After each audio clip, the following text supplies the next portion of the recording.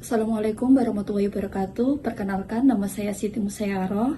Saya merupakan salah satu dosen di program studi pendidikan khusus Fakultas Keguruan dan Ilmu Pendidikan Universitas Sultan Ageng Tirtayasa. Di sini saya akan menyampaikan deskripsi mata kuliah yang saya ampu yang sesuai dengan bidang keahlian saya, yaitu mata kuliah perkembangan anak berkebutuhan khusus. Mata kuliah ini merupakan mata kuliah wajib bagi mahasiswa pendidikan khusus dengan kode mata kuliah PKH 622103 dan dengan bobot 2 SKS. Mata kuliah ini diselenggarakan sebanyak 16 kali pertemuan yang mencakup 14 kali pertemuan tatap muka dan 2 kali pertemuan untuk penyelenggaraan UTS dan juga UAS. Mata kuliah ini mengkaji berbagai aspek secara teoritis dan juga empirik yang berkaitan dengan perkembangan anak berkebutuhan khusus yang mencakup perkembangan kognitif, bahasa, persepsi motorik, emosi, sosial, dan perilaku anak pada umumnya.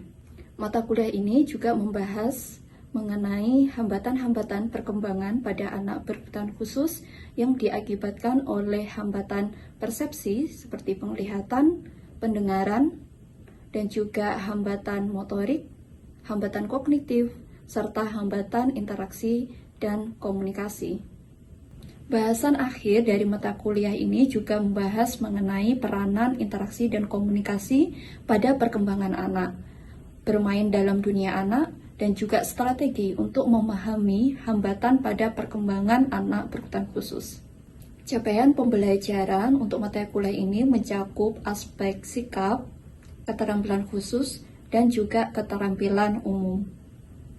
Sedangkan untuk capaian pembelajaran mata kuliah mencakup CPMK 1, yaitu mampu menjelaskan dan mendeskripsikan konsep perkembangan anak berkebutuhan khusus. CPMK 2 yaitu mampu menjelaskan dan mendeskripsikan teori dari perkembangan anak berkebutuhan khusus. CPMK 3 mampu menjelaskan perkembangan komunikasi, kognitif, sosial, emosi, motorik, keterampilan adaptif, serta mampu menjelaskan hambatan di setiap aspek perkembangan tersebut.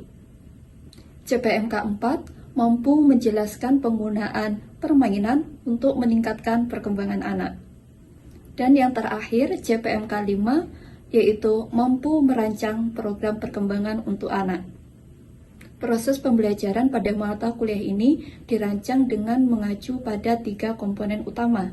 Yang pertama ada delivery atau penyampaian materi, yang kedua ada interaction, interaksi antara dosen dengan mahasiswa, dan yang terakhir adalah assessment, penilaian pada capaian hasil belajar mahasiswa. Implementasi komponen delivery yaitu menyampaikan materi kepada mahasiswa melalui ceramah, diskusi, tanya jawab, penugasan kelompok, dan penugasan individu. Sedangkan untuk RPS, kontrak perkuliahan, dan materi berupa PowerPoint, video, dan ringkasan materi dapat diunduh dengan mudah di Spada Untirta. Implementasi komponen interaction yaitu dosen mendorong interaksi dua arah dengan mahasiswa melalui diskusi, tanya jawab, presentasi hasil diskusi, dan juga refleksi di akhir pembelajaran. Terdapat 2 jenis asesmen yang saya gunakan dalam mata kuliah ini. Yang pertama ada asesmen formatif dan yang kedua ada asesmen sumatif. Asesmen formatif mencakup tugas diskusi berkelompok, tugas presentasi, tugas individu, dan juga kuis. Sedangkan untuk penilaian sumatif, saya melakukan UTS dan juga UAS. Penilaian-penilaian yang saya lakukan di dalam mata kuliah ini juga mencakup penilaian sikap dan juga keterampilan. Model pembelajaran yang saya gunakan dalam mata kuliah ini yaitu berupa case study, cooperative learning, dan juga project-based learning. Sedangkan untuk metode pembelajaran yang saya gunakan dalam mata kuliah ini yaitu berupa ceramah, presentasi, diskusi secara berkelompok, dan juga tanya jawab. Referensi yang digunakan dalam mata kuliah ini mencakup referensi utama dan juga referensi pendukung. Terdapat 4 referensi utama yang digunakan dalam mata kuliah ini, dan salah satu referensi utama yang digunakan adalah buku Lifespan Development karya Centrock W. John. Sedangkan untuk referensi pendukung berasal dari buku-buku lain dan juga artikel jurnal. Selanjutnya, saya akan mempraktekkan pembelajaran mata kuliah perkembangan anak berkebutuhan khusus dengan materi pertemuan ketiga, yaitu konsep dasar perkembangan anak berkebutuhan khusus. Assalamualaikum warahmatullahi wabarakatuh. Waalaikumsalam warahmatullahi wabarakatuh. Selamat pagi teman-teman mahasiswa, gimana kabarnya? Alhamdulillah baik. Sehat ya teman-teman? Sehat ya? Baik. Hari ini kita bertemu lagi di mata kuliah perkembangan Afrika. Hari ini seperti yang sudah tertulis di SPS, kita akan belajar tentang konsep perkembangan Afrika. Masih ingat minggu lalu kita belajar tentang apa? Oke, bisa belajar mengenai bagaimana cara mengidentifikasi pertumbuhan dan perkembangan. Pertumbuhan itu seperti apa? Kayak gimana yang pertumbuhan itu? Pertumbuhan itu salah satu ciri-cirinya bisa dihitung gitu. Bersifat kuantitatif ya. Contohnya seperti apa sih pertumbuhan itu? Kalau misalkan ada di diri anak balita misalkan yang jelas terlihat, atau dari diri kita, Ceritanya ada di badan, gigi. kalau anak kecil yang awalnya tidak punya gigi terus dia punya Gigi. terus apa lagi? Rambutnya jadi Panjang. jadi panjang. Terus kalau perkembangan sekarang apa? Dari yang tadi tidak bisa makan menjadi bisa. Awalnya adik kalian yang awalnya merangkak sudah bisa berjalan. Ini kita akan belajar tentang konsep perkembangan ABK. Nah, sebelum ke sana, sebelum kita mulai pembelajarannya, teman-teman boleh berdoa terlebih dahulu agar nanti materi yang kita belajar ini bisa maksimal untuk teman dapatkan. Ya, berdoa sesuai keyakinan masing-masing. Mulai selesai. Oke, teman-teman. Teman-teman, saya yakin sering bersinggungan dengan namanya anak kecil atau anak balita. Entah itu ponakan, entah itu adik sendiri, atau anak tetangga. Kalau misalnya nggak punya ponakan, nggak punya adik, pernah nggak melihat kenapa sih anak kecil itu mempunyai perkembangan yang berbeda-beda meskipun usianya itu sama? Kenapa, Mas? Mungkin dari faktor keluarganya atau mungkin dari kebutuhan gizinya atau Nah, jadi setiap anak itu nutrisi yang diberikan oleh orang tuanya atau keluarganya itu bisa jadi berbeda, dan itu mempengaruhi perkembangan si anak. Oke, kalau Reza? Iya Bu, bisa jadi itu tadi makanan. Dari makanan pasti orang tua yang satu sama yang lain pasti beda Bu. Jadi itu pasti jadi faktor pertumbuhan anak, Perkembangan anak. Betul. Ada lagi nggak selain nutrisi atau makanan? Pola asuh. Kalau Aisyah tidak sama pola asuh. Contohnya seperti apa kalau pola asuh itu? Mungkin anak kan biasanya biru ya. Jadi kayak pola asuh yang baik dan mungkin biru dengan yang Oke, kalau misalkan orang tuanya ini memberikan stimulus yang positif, maka itu akan juga ditiru oleh si anaknya. Tapi kalau stimulusnya ini negatif yang didapat, tentu perkembangannya juga negatif. Baik, jadi teman-teman sudah ini ya belajar tentang konsep perkembangan ini, bisa teman-teman terapkan ketika nanti teman-teman di masyarakat. Teman-teman bisa menghubungkan kejadian-kejadian yang ada di sekitar teman-teman ini dengan grafik-grafik yang kita pelajari. Nah, selanjutnya, ini ada area perkembangan. Saya meminta teman-teman untuk mengidentifikasi dua area perkembangan ini. Saya akan memperjelas, barangkali tampilannya tidak begitu kelihatan ya. Ini ada area perkembangan, dan setiap area perkembangan ini ada warnanya. Contohnya yang warna biru ini ada akademik atau matematika, terus yang merah ini ada motorik, ada motorik halus dan kasar, terus warna hijau ini verbal, terus ada sosial, ini special talent, jadi kayak apa ya, bakat-bakat lain yang dimiliki oleh anak dan juga emosi. Nah, sekarang saya mau meminta teman-teman untuk mengidentifikasi apa sih perbedaan dari kedua ini, dua area perkembangan yang saya tunjukkan ini. Oke, satu hal yang penting dari lingkaran ini adalah lingkaran yang mana merupakan usia kronologis dari anak tersebut. Ya. Apa yang mau dapatkan di sini? Yang membedakan secara visual aja dulu kalau teman-teman belum paham. Kalau gambaran di atas itu kemampuan area development itu melebihi melebihi umur biologisnya. Kalau misalkan yang bawah itu sesuai dengan Oke. biologisnya. Benar. Ada yang satu hal yang paling menonjol di diagram atas itu area perkembangan di beberapa bidang itu dia melebihi dari usia aslinya. Kalau yang ini bagaimana?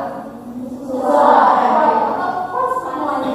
Kalau yang di atas coba perhatikan. Sebenarnya selain yang disampaikan oleh Aisyah itu ada hal lain yang teman-teman perlu cermati.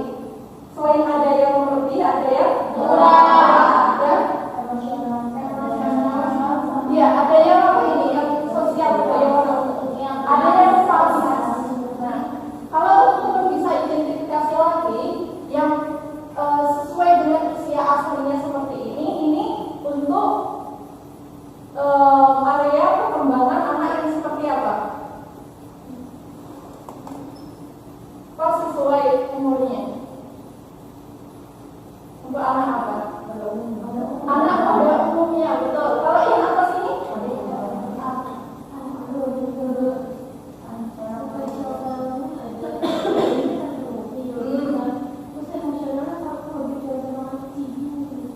Oke, ada yang bilang anak cibi.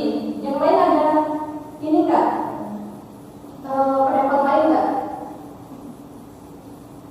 Kalau anak cibi, kenapa dia itu bisa berpandangan kalau yang ada di problemnya atas itu anak cibi? Salah satu karakteristik cibi itu emosional sama sosialnya itu kurang, tapi lebih di akademik sama tahu mereka lebih. Oke, Lucy. Baik. Jadi, benar apa yang disampaikan dia. Jadi yang bawah ini, tadi pendapatnya saya ini anak pada umumnya, yang atas itu adalah anak cibi. Nah, ini istilahnya namanya perkembangannya asinkronus.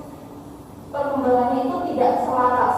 Perkembangan yang tidak selaras itu di mana ada beberapa area perkembangan yang mana ini melebihi dari usia aslinya, kurang dari usia aslinya, dan ada yang pas. Jadi nggak selaras. Tapi kita sebagai individu pada umumnya itu berada di sini. Ya. Nah, pertanyaannya, ini kan anak cerdas istimewa berbakat istimewa. Kalau untuk anak berkebutuhan khusus, kecenderungannya akan seperti apa diagramnya?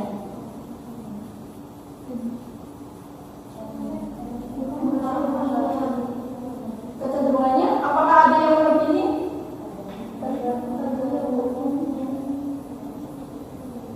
Gimana kalau anak berkebutuhan khusus? Memungkinkan nggak melebihi? Mungkin saja ya. Oke. Kalau anak berkebutuhan khusus itu kecenderungan mayoritas akan dibawa untuk beberapa area itu akan dibawa mereka, dan kalau tidak itu akan pas. Kalau meskipun melebihi itu tidak akan sampai melebihi jauh. Kalau yang di anak cibi ini kan digambarkannya kan melebihi jauh kan. Jadi misalkan anak tersebut kelas 11 umurnya 11, berarti kan SD ya, tapi dia sudah bisa menyelesaikan pembelajaran matematika anak SMA atau anak kuliahan seperti itu kan melampaui jauh, itu makanya asinkronus. Tapi kalau untuk anak yang khusus, dia kecenderungannya akan dibawa sama kayak yang emosional sama motor, tapi untuk beberapa kasus dia akan sama. Area perkembangan anak yang khusus ini memiliki kecenderungan berada di bawah kemampuan usia asli mereka. Bisa jadi tidak terjadi pada semua aspek perkembangan, namun hanya beberapa aspek perkembangan saja. Seperti yang disampaikan Mira tadi, kalau anak autis dia terhambat di interaksi sosial dan juga komunikasi. Tapi untuk yang lainnya dia tidak ada hambatan. Jadi nanti kalau dibuat diagram ada yang pas, ada yang kurang. Seperti itu. Terus pengecualian pada anak cilik beberapa perkembangan melampaui kemampuan usia asli mereka, namun sebaliknya beberapa perkembangan juga tertinggal maupun sesuai. Jadi asinkron semuanya itu ada. Nah, untuk melihat perkembangan ABK yang sesuai atau tidak dengan usia seharusnya, kita bisa menggunakan apa sih? Terkadang kan ya, pernah nggak dapat kalau di sosmed itu teman-teman melihat ada ibu muda atau seorang ibu yang kena kesulitan tetangganya. Jadi anaknya itu dibandingin, oh anakku kan umurnya sama kayak anak si A. Anak si A itu loh udah bisa jalan, anakku kok belum bisa jalan kayak gitu. Nah, menanggapi hal itu, ketika ada satu anak yang usianya itu sama-sama misalkan umurnya 1,5 tahun, tapi saat ini sudah bisa apa, yang satunya belum. Apakah anak tersebut itu ABK? Belum tentu. Kenapa? Ya, perkembangan seperti yang kita singgung di awal, kalau perkembangan tiap anak itu berbeda-beda. Jadi belum tentu kalau misalkan dia di usianya itu belum bisa, itu sudah pasti anak bukan khusus. Cirinya adalah kalau dia itu terlalu jauh dari usia seharusnya. Nah, caranya untuk melihat apakah perkembangannya anak ini dia jauh atau tidak melalui apa? Tes. Ya, kalau kita sebagai ibu itu bisa menggunakan respon perkembangan anak. Sebagai seorang guru juga bisa pakai itu ya. Kalau punya adik atau ponakan, kalau lagi di ruangan atau imunisasi itu biasanya pakai kartu KMS. Itu kan ada bansos tahapannya. Jadi ibu atau orang tua itu bisa mengecek perkembangan anak mereka.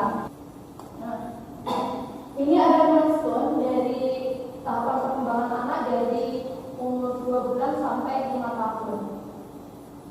Ya. Jadi ada areanya, kalau di sini ada sosial emosi, kemudian ada bahasa, ada kognitif. Jadi misalkan nih anaknya secara komunikasi dia bisa menceritakan cerita yang dia dengar, dan juga dia bisa membuat paling tidak 2 kejadian. Itu bisa membuat cerita paling tidak 2 kejadian.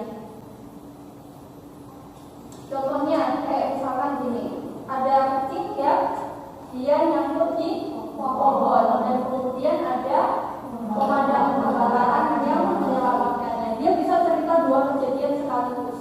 Itu di usia 5 tahun. Kalau misalkan si anaknya ini ditanya itu masih bisa menjawab ya atau tidak. Jadi kalau diajak komunikasi, misalnya dia cuma menjawab ya atau tidak. Berarti di sini gapnya itu jauh atau tidak? Jauh. Harusnya kalau misalkan dia ini bisa menceritakan 2 kalimat atau 2 kejadian sekaligus, harusnya dia sudah menguasai apa aja?